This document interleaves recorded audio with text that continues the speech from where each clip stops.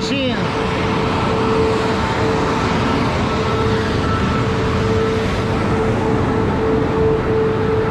So it's man, it's a Braun 550, Braun 550.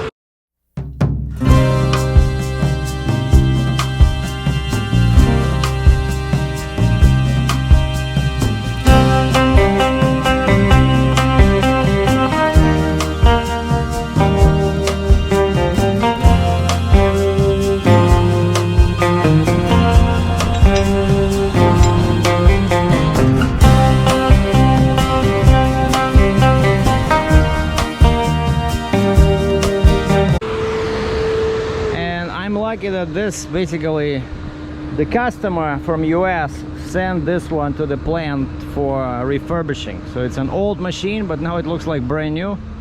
And I got lucky that you see the big difference between this one and this one. There's no plow, right?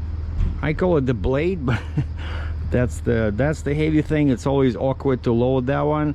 And actually when you have that one, it attaches over here, then we usually load it facing that way because there's nowhere to put the plow here. So that thing usually goes at an angle right beside right after the neck. And so this guy sent them the machine with no engine. Okay, and so you see they painted everything was changed. I'm looking at some new hoses. That's what they do usually. They change all the hoses. Like everything is, you see all the connectors, everything is brand spanking new. Oh wow, it says lubricate daily. And so yeah, I did it like this, and then I asked him for some, you know, because these things, again, you see this, I hate these. So they had to add, oh, and these look brand new. I guess this machine didn't have them, so they added more grousers. And I said, can you please put something on the deck, you know? And so they gave me a bunch of those little timbers, and then I realized, like, look at this. There's no contact between my outrigger boards and the tracks, so that's kind of like weird. But I think I don't want to take them off because I don't trust these boards, you know. That's just softwood, you know. But it did help a lot. Like the machine cracked a couple of those little boards, but now it's sitting on this, and I checked the height. I'm gonna be like 13.8, 13.10. But in case what happens, you know, if during travel these super sharp grousers just break these boards, I'm pretty sure it'll start sinking, you know. So what I'm gonna do, I think I'm just gonna put a strap, because I have a hook like this, like a flat hook, and I'm gonna hook it up underneath here, and I'm just gonna go inside the track and tie down one end, and then it's not gonna go anywhere. And I have two straps, and then I'll do the same one over there, and maybe I'll only have one loose board. What I can do is, so that I don't have to tie it down, I can just put it under here. Also, it'll make it stronger. But this doesn't look that heavy. But you see it has this, the D-ring, so I can just use two chains in here. I'm already thinking how I'm gonna tie it down, and then think inside what I did last time. Yeah, you see it has this. It has this, so I can just tie it down here. Can probably use this D-ring to go here, and then this one to go here. But also, last time we were using this. Yeah, you can just put a hook in there. Yeah, because these are very strong. And so two here, and then two somewhere here, hooked up where? I have no idea.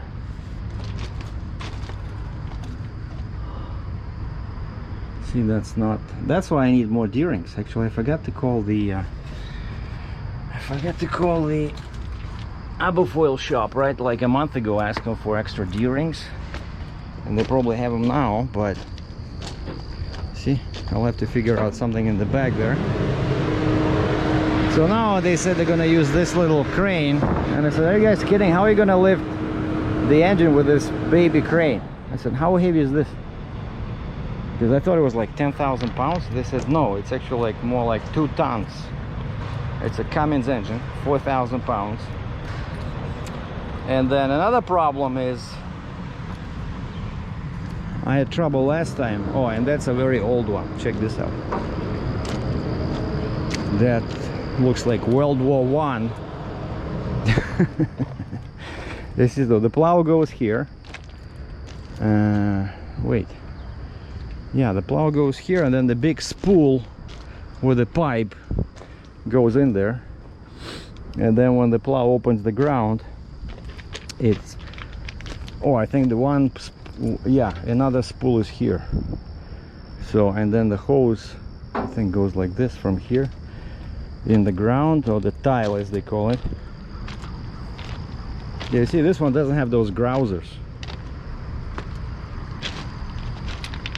But yeah, these are super heavy machines, and they're so, I like when it has like this type of grousers, those, that's why I insisted on some boards. Oh yeah, you see, and that's where the tile, you know, rotates here. It's threaded in here somehow, and so when it opens the ground, the tile goes in, and then another part, yeah, you see that part, that part covers the ground. Like, I know they tell me that it's very neat design where one attachment pretty much does everything. It digs a trench and then it covers it. Like, you don't need any other machines. Oh yeah, but what I started saying is that the problem I had last time, because normally you load facing this way. Like, I just bring the front of the trailer where this concrete pad is, because that's asphalt, it's much weaker. They don't want to, you see, like, they have dirt in there because that's how they drive these machines. They cannot drive them on the asphalt. And so you load facing this way, and then you just back in there, right, and you leave, because you see, that's the street over here. And I told him, I said, how am I supposed to get out of here, like, if I'm facing that way? And the guy said, let me think. He used to be a trucker, the guy who loaded me. He says, let me think how I did it last time, because yeah, there's no room in the back to turn around. And he said, yeah, you'll have to go forward at an angle and then back out, right, like as if I'm coming from there, and then just go like this on a wide angle and go in here and then back out, back in there. Like, that's how you come in. But then of course I'm empty. Now this, I will have to do it loaded. And by the way, this facility next door, it used to be either a Caterpillar or John Deere. I think it was a Caterpillar plant.